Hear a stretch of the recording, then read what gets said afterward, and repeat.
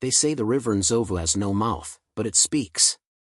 It has no eyes, but it sees. It has no heart, yet it remembers, every soul that has ever sunk beneath its currents, every lie whispered before a murder, every scream muffled beneath the water. The elders tell of the river's moods, how it swells when a king lies, how it retreats when a child dies unjustly, how it sings at midnight when someone's truth is buried. No one crosses the Nzova lightly. Not even the wind. Children are warned never to shout near its banks. Women do not wash clothes on its stones after sunset. Hunters pour a libation before crossing. Even the old beggars who speak to spirits will not sit near its reeds. Because Nzovu is not just a river, it is a listener. A keeper of memories. A witness to what the world pretends to forget. Once, many seasons ago, the river ran red for 3 nights. The skies were clear, the rains hadn't come, but the water pulsed like blood. No one dared to drink from it. No one dared to speak of who had gone missing the week before. It was said the river had remembered something too painful to hold quietly. The village that wronged her never recovered. Livestock died, crops withered, and the earth cracked open like a warning. Even now, travelers walking past the ruins feel the cold creep of something watching from beneath the soil. And now, it happens again. A girl's body floats along the current, not stiff, not lifeless, but suspended as if cradled. Her skin is pale, bruised. Her limbs drift gently, like leaves, not fighting, not surrendering. Her dress is torn, the color of dry maize and soil. Her eyes are closed. Her lips, barely parted. She does not breathe. But the water beneath her ripples the wrong way. It does not carry her the way it carries dead goats or fallen tree branches. It slows where she floats, swirls softly around her frame, then stills completely. Birds on the trees nearby stop singing. A tortoise that had been making its slow crawl toward the water turns away. Even the insects fall silent. The air feels tight, too thick to swallow. And then, Nzova shivers. It's not a breeze, not a quake. It's a trembling, like a mother's cry swallowed into her chest. The water lifts her slightly, just enough to break the surface tension. Her eyelashes flutter. A faint tremor moves through her fingers. The bruises on her arms glow a faint blue. Somewhere far off, a name is whispered by the wind, but it's not hers. Not yet. She coughs. Not loud, not sudden, just a fragile breath dragging itself back into her lungs. She coughs again, water spilling from her lips, and her eyes open, slowly, painfully, confused. She turns her head, stares at the endless sky above, and inhales. Alive. The river Nzova holds her like a secret. And somewhere in its depths, it begins to whisper names. Nia had the kind of silence that made people forget she was in the room. She moved like smoke, light-footed and swift, the soles of her calloused feet hardened from years of walking over pebbles, thorns, and shame. At 17, she had the body of someone older, not from years but from burdens. Her shoulders sloped with the weight of water pots in endless labor. Her back knew the rhythm of bending. Her hands, always cracked and dry, smelled faintly of ashen soap-root. She had been 8 when the flood took her parents. It was not like the gentle river overflows they taught in folk tales, where water kissed the fields and left them fertile. This flood came in the middle of a night heavy with heat. A wall of water surged down from the hills after weeks of unseen rains, flattening huts, carrying children in their sleep, stealing names from doorposts.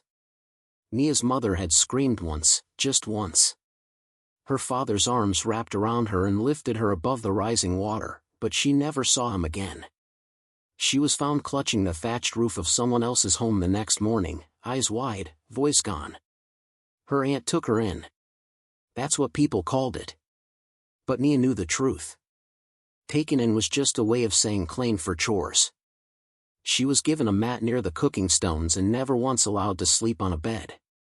Her cousins laughed at her when she washed their feet. Her uncle died 3 years after she came, and her aunt never remarried, only grew sharper, more bitter. She called me a river child, not with affection, but with suspicion, as if the flood had tainted her. Nia was not allowed to eat from the family bowl. She waited. Always waited. For food, for clothes, for acknowledgement. But she did not wait to learn. She listened.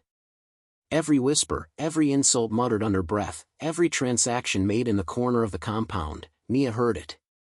And she remembered. Names. Faces. Tones of voice. Secrets. She carried them like seeds under her tongue, unsprouted. That was her strength. Not defiance. Not power. Just quiet, cold memory. She knew, for instance, that her cousin Omoto had stolen honey from the shrine basket and blamed a passing trader. She knew that her other cousin, Neha, had burned a letter meant for a neighbor's son because it held a marriage proposal she wanted for herself. And she knew that her aunt once hid coins inside the bottom of her head wrap, claimed poverty, and made the entire village donate yams for a feast she never hosted. But Nia said nothing. She carried water. She swept. She remembered. One dry afternoon, when the sun sat heavy over the village and even the lizards moved slowly, Nia had finished scrubbing cooking pots and gone to hang damp rags behind the hut. That's when she heard voices.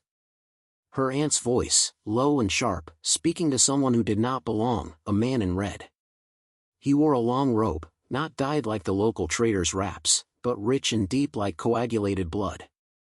His face was hidden under a cowl. His fingers were wrapped in black thread, and his feet were bare though the ground was scorching. Nia crouched near the woven fence, the smell of drying onions filling her nose. She didn't move, didn't breathe too loud. Her ears sharpened as her aunt hissed, "It must be done before the new moon." The man's voice was like gravel dragged through water. "You understand the cost?" Her aunt grunted. "She is not mine. The flood cursed her. She's only lived this long because the river forgot." There was silence. Then the man said, "And if the river remembers?" Another silence. Then the sound of cloth shifting. Nia leaned forward just enough to see her aunt pass a small pouch into the man's hand. It clinked, coins, or perhaps bones. Nia's stomach clenched. Her aunt's next words were cold and flat, "Take her to the river. Let it finish what the flood started." Nia stayed frozen long after the man left. When her aunt finally walked past her with a bowl of cassava for the evening meal, she did not even glance in Nia's direction. But her steps seemed lighter. Her lips curled into a rare, satisfied smirk. That night, Nia could not sleep. She lay on her woven mat, eyes open, watching the flames of the hearth die to embers. The river had nearly taken her once. She had never feared it, only respected it.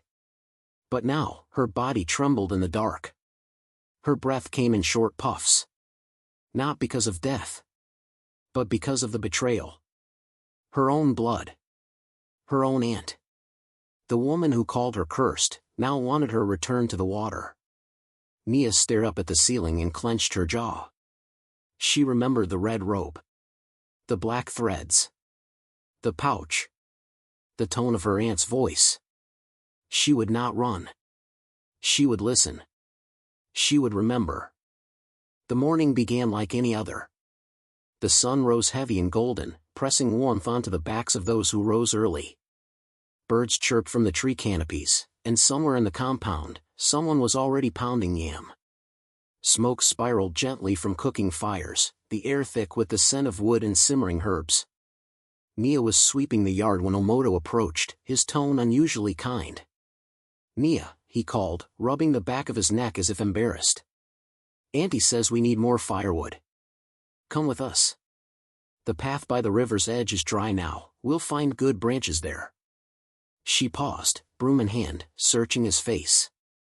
Omoto never spoke to her unless it was to mock or command. Today, his voice was soft, almost polite. Behind him, Neha stood barefoot, holding a woven basket, her eyes avoiding Nia's. Nia nodded slowly, dusting her hands off. The broom slid from her fingers. She wrapped her faded scarf around her head and followed them out the gate. They walked in silence for a while. The path to the river was familiar, red earth winding through tall grass, past twisted trees and termite mounds. A faint breeze moved through the reeds, and the insects buzzed lazily. Nia didn't speak. She didn't trust the softness in the air, didn't trust the way Omoto kept glancing back at her, or how Neha walked too quickly ahead, then slowed, then quickened again. When they reached the bend in the trail, where the land dipped and the smell of the river grew strong, Omoto finally stopped. "Here," he said. "We'll collect from the grove near the water." Nia knelt to pick up a broken branch. She heard a rustle behind her, then the sound of footsteps moving quickly. Too quickly. She turned. Omoto was already reaching for her arm. His face was tight with something unreadable, not rage, not cruelty, but dread. Neha dropped the basket. "I'm sorry," she whispered, eyes glistening. "I'm sorry, Nia." Nia opened her mouth to speak, but Omoto grabbed her shoulders and shoved her back hard. She stumbled, slipped on the slope of the bank, and tumbled toward the river. Her hands clawed at the mud, but Neha was behind her now, pushing. "No, please!" Nia cried out. The cold water swallowed her scream.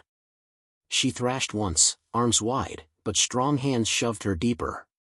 She felt fingers on her neck, on her back, then nothing. Water rushed into her mouth, down her throat. Her eyes stung. The world turned to blur, soundless, colorless, senseless. The weight of the current dragged her down, spinning her in slow, endless circles. Her chest burned, her limbs flailed, then fell still. "This is it," she thought. "This is what my aunt paid for. This is what I was worth." But death did not come. Instead, Nia sank into stillness. The pressure in her chest faded. The darkness around her deepened, but she was no longer afraid. She opened her eyes. The river was not dark anymore. It shimmered, gold, green, silver, then black. Shapes moved around her, floating slowly, with grace. She tried to scream but found she had no voice here. Then she saw them. Faces. Hundreds. Some were old, their features worn with time and sorrow. Some were young, too young, children with wide eyes and blue lips. Some wept, others stared blankly, their mouths open as if mid-prayer.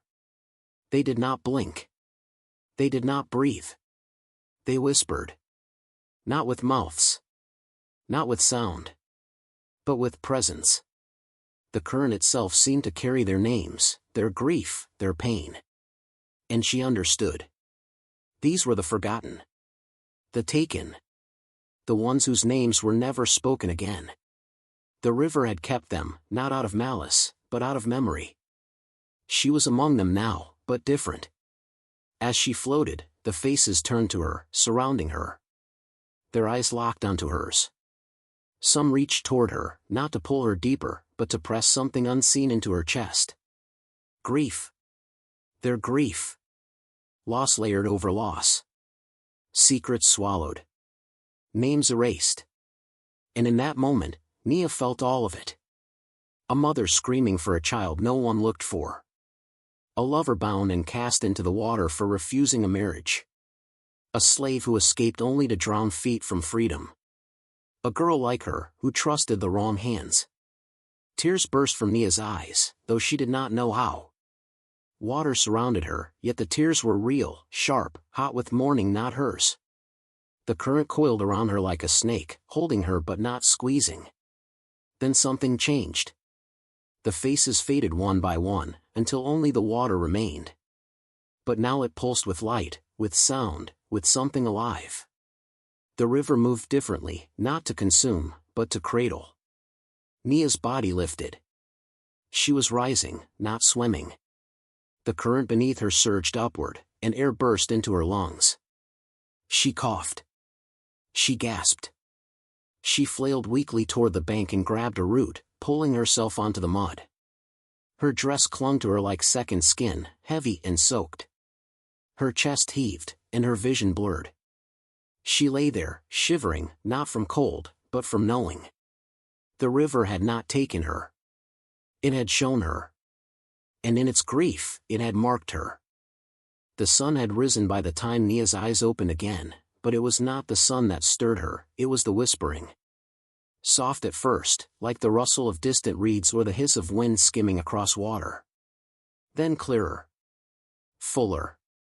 Not one voice, but many. Names, spilling one after the other, endless and eternal. She blinked at the sky, struggling to lift her head. Her body ached, not from pain, but from the weight of something new, something vast. She lay on a low sandbank, half in the river, half out, her hair fanned around her like kelp. The river lapped at her ankles as if unwilling to let her go completely. Her skin was no longer the warm brown it had been. It was pale now, as though the water had pulled the sun from her, drained her warmth. Along her arms, stretching from her fingertips to her shoulders, faint blue lines shimmered beneath the surface, delicate and branching, like veins. Or rivers. When she sat up, the world tilted slightly. The voices grew louder. Kunda. Bail. Marembi. Agala. Namasai. Each name brushed her ears, slipped down her spine, nested in her chest. Some names she recognized, elders who vanished years ago, children who never made it past their first reigns, girls who were said to have run away but never returned. Others were unfamiliar, distant, foreign, but not to the river. The river remembered them all. And now, so did she. Nia clutched her head. "Stop," she whispered. The names paused for a heartbeat. Then came again, softer, more rhythmic, like the breathing of a sleeping beast. It was not madness. It was memory. And she was no longer just Nia. The girl named Nia had drowned. What had returned was something else. She stood, unsteady but upright. Her dress clung to her body in wet folds, her scarf long gone. Her bare feet pressed into the soft sand, and the ground trembled slightly beneath her soles, not an earthquake, not wind, but something more personal. Like the earth was trying to listen. She took a step. The river followed, gently trailing her ankles. The air around her felt charged, thicker than before, humming with invisible threads. Birds nearby fluttered from their branches, startled. A monkey hiding in the treetops let out a sharp cry and fled. She turned her face toward the path home but did not move. Instead, she whispered a name. Bail. And the air changed. The breeze halted. The water beside her coiled inward for a moment, like it had inhaled. Somewhere deep in the forest, a single tree groaned, its roots stretching as if tugged. And then everything resumed, but quieter, as though the world had bowed its head. Nia staggered backward. The name had left her mouth like a breath, but the world had answered. She pressed a hand to her chest. It beat steady, but inside, it felt cavernous, like her heart was only a small part of a much larger echo chamber. She was not alone in herself anymore. She carried more than her blood. The river had filled her. Made her its vessel. Its mouth. Its memory. And now, wherever she stepped, the names would follow. When she closed her eyes, they gathered behind her lids like stars. When she walked, they whispered. When she spoke them, the earth listened. She had once been a forgotten girl, left to die at the edge of silence. Now, she was louder than drums. Not in voice, but in consequence. She was no longer Nia. She was the river's remembering. And the first name she would carry back to the village was her own. The girl who walked back into the village that dusk wore no name, only silence. A long gray cloak hung from her shoulders, dripping faint trails of river water that evaporated before touching the dust. Her hood covered her face, but even without it, no one would have recognized her. Her skin, once brown like the earth, had taken on a cool, pale sheen, and beneath it, thin blue lines pulsed softly like currents beneath ice. She stepped into the village as the sun bowed low behind the trees. No one noticed her at first. A goat bleated nearby, then suddenly stilled. Chickens that had been pecking lazily scattered without cause. At her passing, even the wind seemed to shift course. The air thickened, soundless, tense. A baby began to cry from a nearby hut, and its mother pulled it close, muttering a blessing. No one looked at the cloaked figure directly. No one wanted to. Nia passed the compound gate without challenge. No cousin stood watch. No children played in the yard. A pot of soup boiled unattended, the fire beneath it crackling loud in the hush. She paused near the doorway of the main hut. Her aunt's voice drifted from inside, sharp, worn with impatience. "I said bring the herbs. And where is Neha? Did she not return yet?" The voice cracked halfway through, thinned by worry. Inside, the once boisterous household now moved like a sick animal. Neha had not spoken since returning. She lay curled on her mat, trembling, her mouth clenched tight. Omoto had developed a fever, sweating and muttering in his sleep. He'd screamed in the night for the last 3 days. Said the river was calling his name. The aunt believed it was punishment for something they'd eaten. Or perhaps a curse from an enemy. But deep down, her hands shook when she lit the cooking fire. She had begun sleeping with a blade under her pillow. Every evening, just before the light vanished, she felt eyes watching from the edge of the trees. Nia stepped into the courtyard. The water bowls near the door rippled though no one touched them. A breeze coiled around her like an old song, and the dogs at the gate whimpered, tails tucked, refusing to bark. No one emerged to greet her.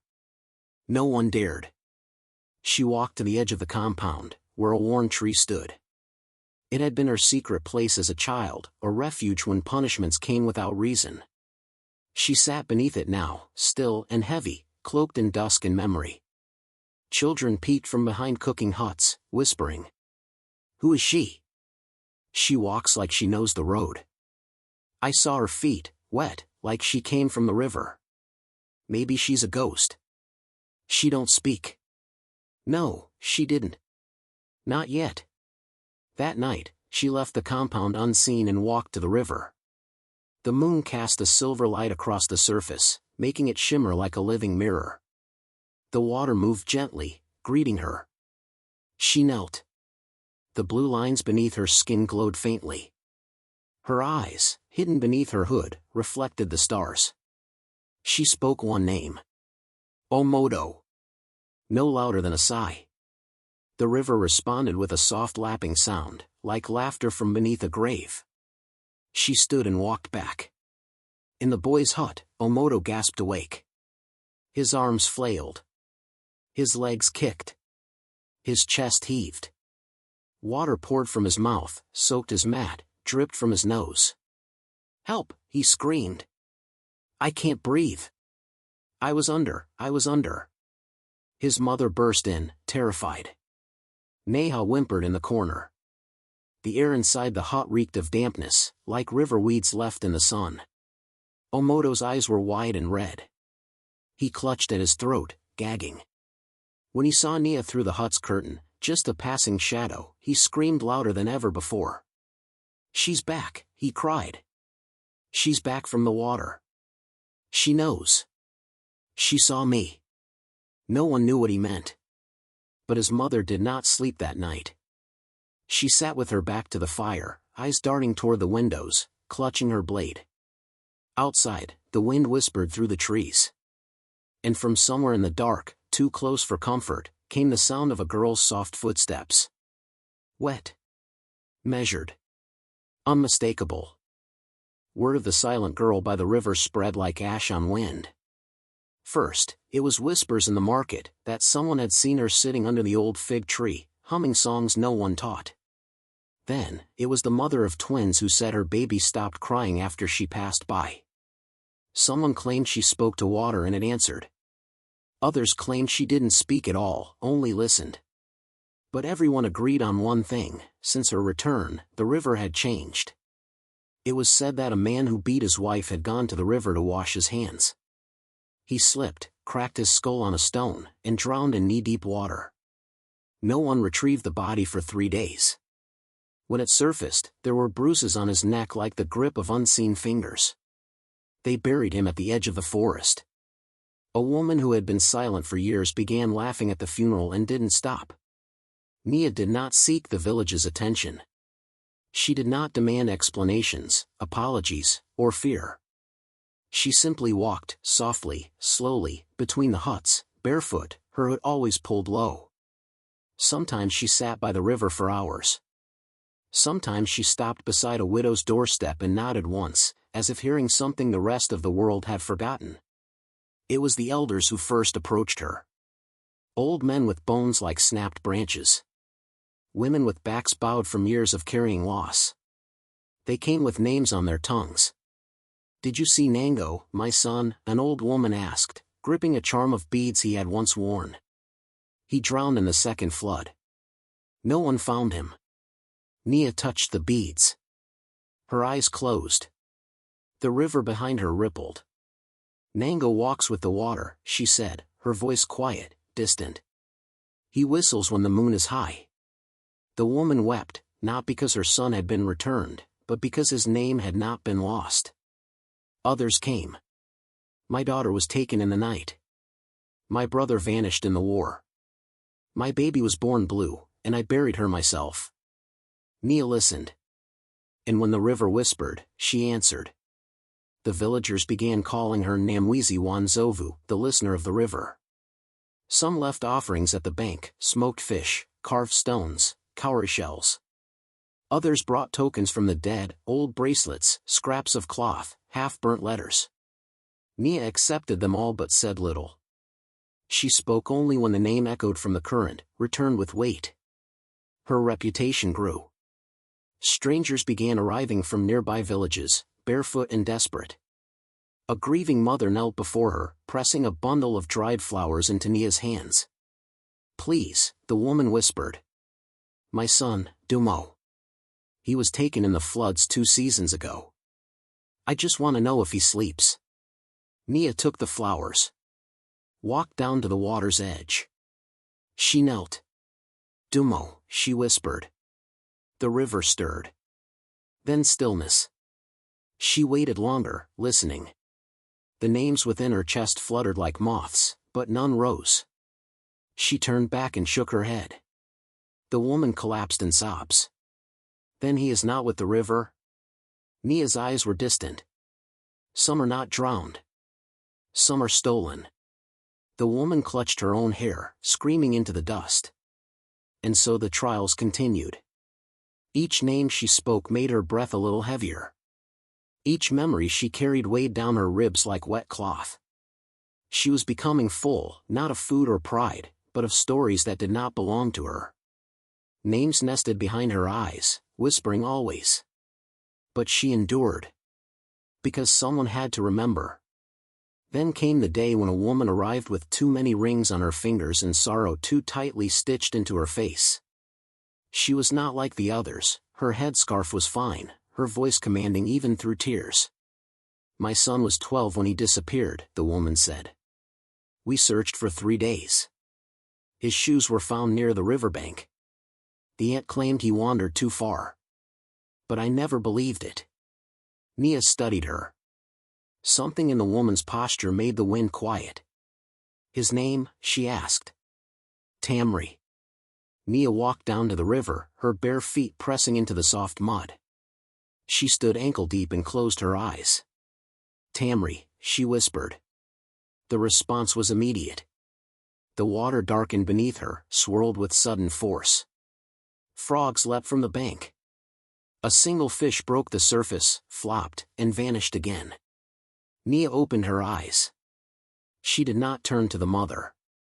"Tamri did not fall," she said. "He was pushed." The woman clutched her chest. "Who?" Nia's voice was stone. "He screamed a name before he sank." The woman dropped to her knees. "Who?" she begged. "Whose name?" And Nia, slow as water, turned back to the village. She looked toward the compound where her aunt lived, where Omoto now lay sick and Neha wept in silence. She whispered, "The river says, she fed him sleeping herbs. She said he was too loud. He asked too many questions. He saw too much." The wind carried the name before Nia could.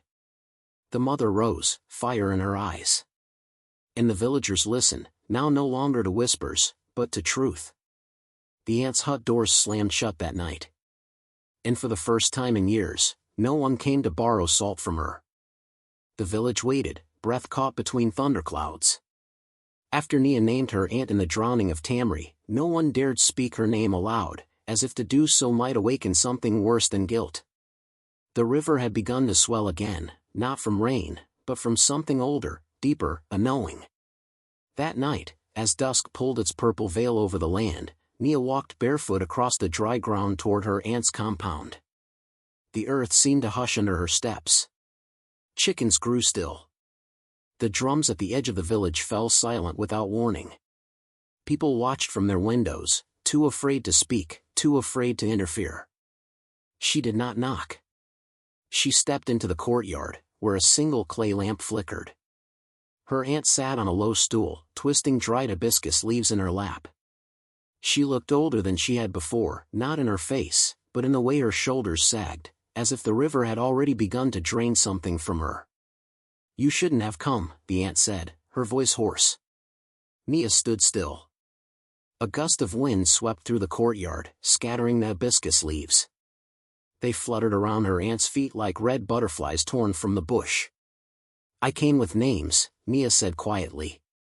Her aunt stiffened. "I don't know what you've been told, Nia. The river has tricks. It mimics the dead." Nia didn't reply. She closed her eyes. Then, she whispered the first name. "Duma." Her aunt's mouth twitched. A wind pushed through the compound. "He was the orphan boy you took in," Nia continued. "He had no voice, but he listened. You told the elders he ran away. But he had wrapped string around a kitten's neck and you." "Enough," her aunt snapped. But the wind grew stronger. Nia whispered again. "Saida." The flame of the clay lamp blew out. Her aunt stood now, trembling. "That name is a lie. She died of fever." "She died," Nia said, "after she saw you bury Duma's sandals behind the hut." A sudden crack came from the rafters. One of the ceiling beams above them split with a groan. Dust rained down. The chickens shrieked from their coop, fluttering against the mesh in panic. Nia's voice did not rise. "Kwame." Her aunt covered her ears, shaking her head. "He was the boy who used to bring firewood from the forest. You promised him work. You told the village he left for the city. But he never reached it." "I buried no one," her aunt wailed, falling to her knees. "They're lying. The river lies. You lie." But even as she sobbed, the wind circled the house like a great mouth breathing in. The walls creaked. The roof tiles trembled. Water began to rise from the cracks in the ground, not gushing, but steady. Clean, clear, cold. River water. Nia stepped forward and placed a calabash bowl on the floor between them. She filled it with water cupped from her hands, drawn directly from the pool forming under their feet. "Drink," she said.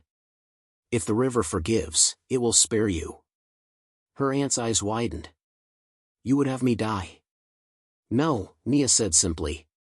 "I offer you the river's judgment. I do not kill. I remember." The old woman stared into the bowl.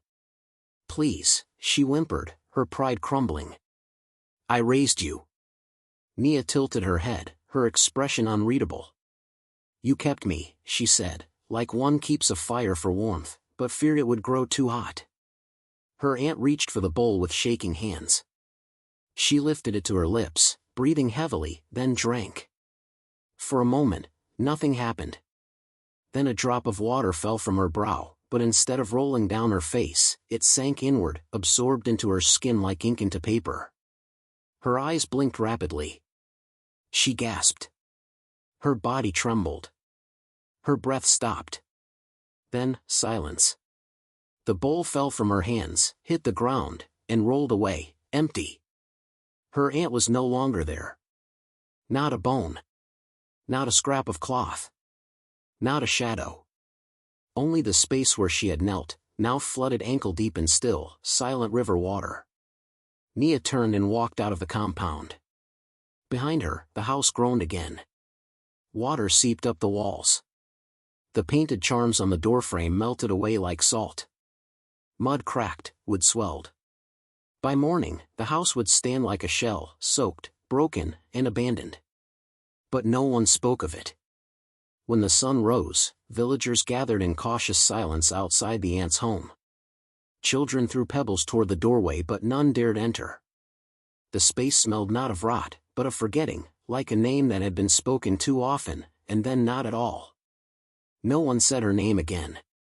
Even the children who once feared her could not remember it. She had been taken, not in fury, but in consequence. And from that day forward, the village understood what justice meant. It did not scream. It whispered. The rains never returned, but the river never receded. It curled and coiled through the land like a serpent with endless breath, its waters calm on the surface, but beneath, voices. Always voices. Nia had become something between woman and witness, no longer merely of the village, yet not entirely apart. People came to her in the night, quietly offering names. Some wept. Some demanded. Some simply begged her to remember on their behalf. And always, the river whispered in return, more names. Corrupt chiefs who sold fertile land to strangers for a jug of wine. Husbands who broke bones and made their wives apologize for bleeding. Midwives who turned away girls heavy with shame.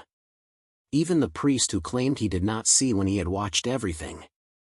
She sat by the banks for hours, feet in the water, listening. The names came like breath: Kando, Afra, Bello, Yajide, Olmu. She repeated some. Those names curled in the air, and things happened. A chief lost his voice mid-speech and never found it again.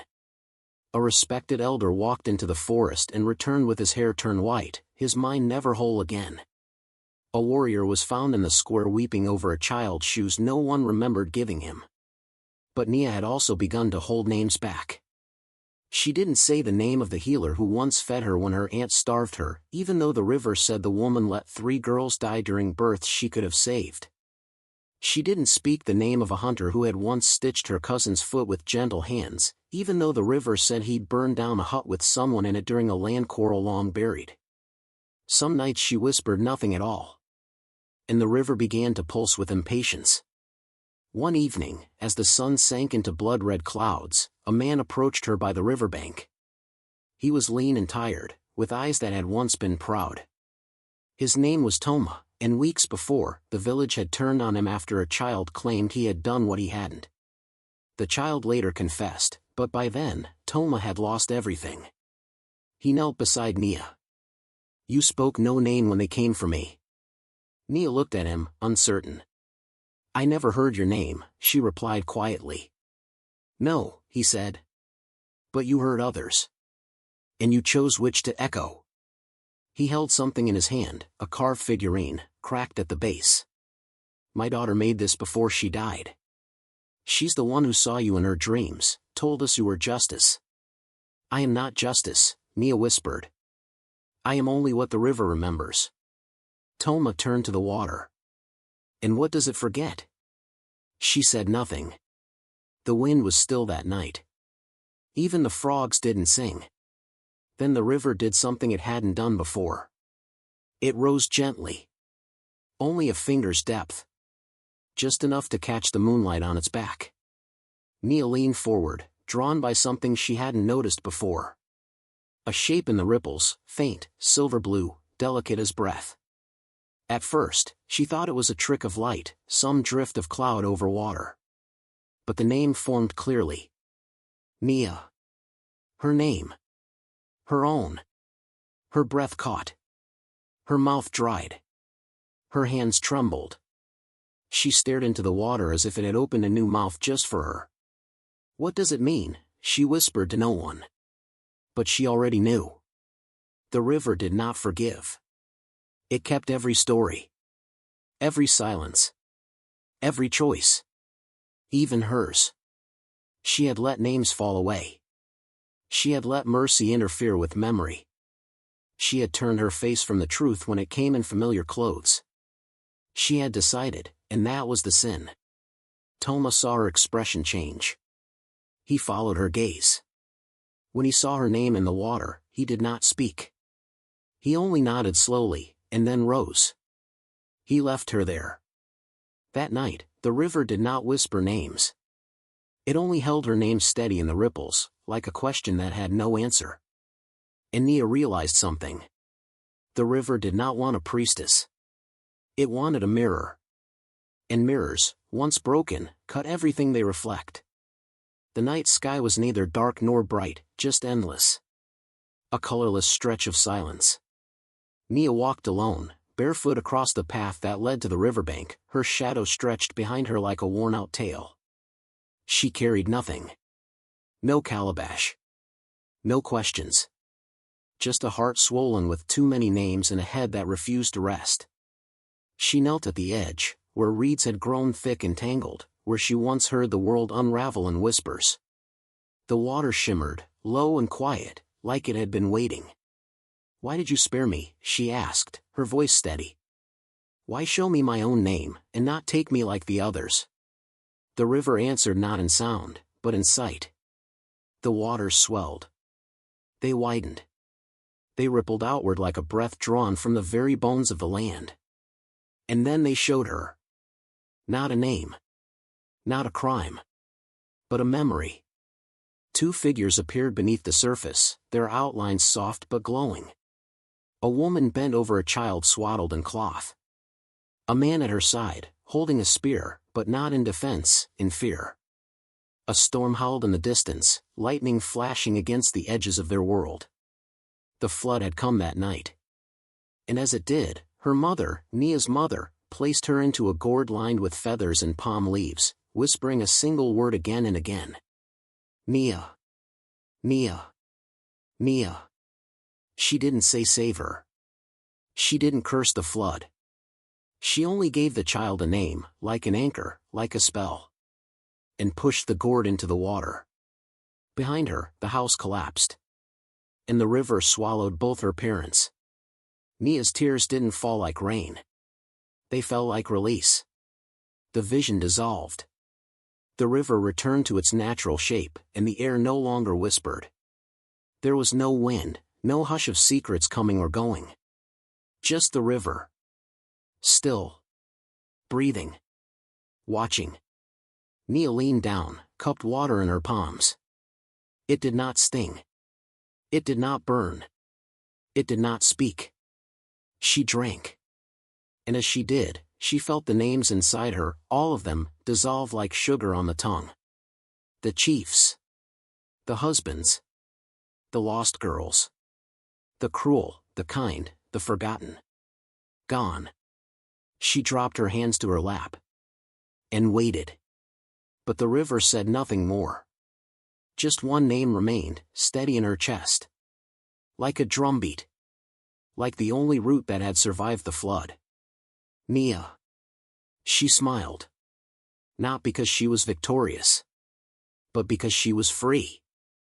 And that night, as she walked back to the village, something extraordinary happened. People stirred from their sleep. Dogs raised their heads. The trees stopped sighing. Because the river, that eternal, murmuring ribbon of remembrance, had gone silent. No ripple. No whisper. No name. The village elders looked to the sky. Mothers held their children tighter. Fishermen who had always respected the water stood in awe at its silence. And none knew what had happened. But all of them felt it. The burden had been returned. Or perhaps released. And Nia, once nameless, once burdened, once filled with too much remembering, now walked with only one name to carry. Her own. The river never forgot. Not the children who tossed stones and laughed at their echoes. Not the old man who poured out wine for a wife long buried beneath mango trees. Not the girl who once screamed at its edge, begging it to drown her sorrow. And certainly not the woman it had once returned. Years had passed, too many to count. The village had grown, new roofs rising beside old crumbling ones. But the river remained the same.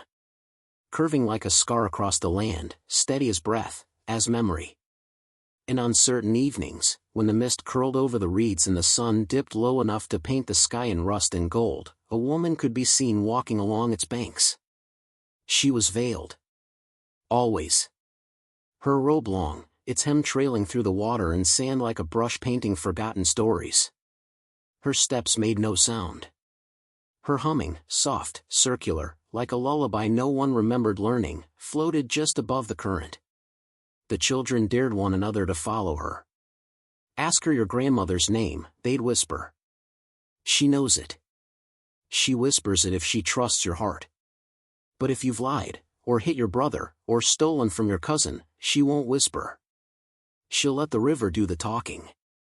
The bravest child once approached with trembling hands. He didn't speak, only knelt. The woman bent slowly, touched his cheek, and whispered something so softly it made the reeds bend as if listening. He ran home crying. Not from fear, but because the name she'd whispered was one his mother had never spoken, her father's name, drowned years before the boy was born. Others tried. Some walked away sobbing. Some fell to their knees. One ran screaming into the trees and never returned. Because the river remembered what they had done. And sometimes, when the woman stood still and the wind grew heavy, the river would rise, not in rage, but in warning. A name would curl out of the current like steam from hot earth. A name no one wanted spoken aloud. That was when the villagers began to leave offerings again, gourds of honey, baskets of kola nuts, quiet songs sung at the shore. Not to beg. Not to bribe. But to honor what they had once tried to forget. Because the woman who once had no name, now kept them all. She did not speak of herself. She never sat. She never ate. She did not age. But she watched. And those who understood began teaching their children. Be careful what you cast into the water. The river forgets nothing. And when asked who the veiled woman was, the elders would only say, she is the one who was named. A whisper once lost. Now the guardian of all names cast into water.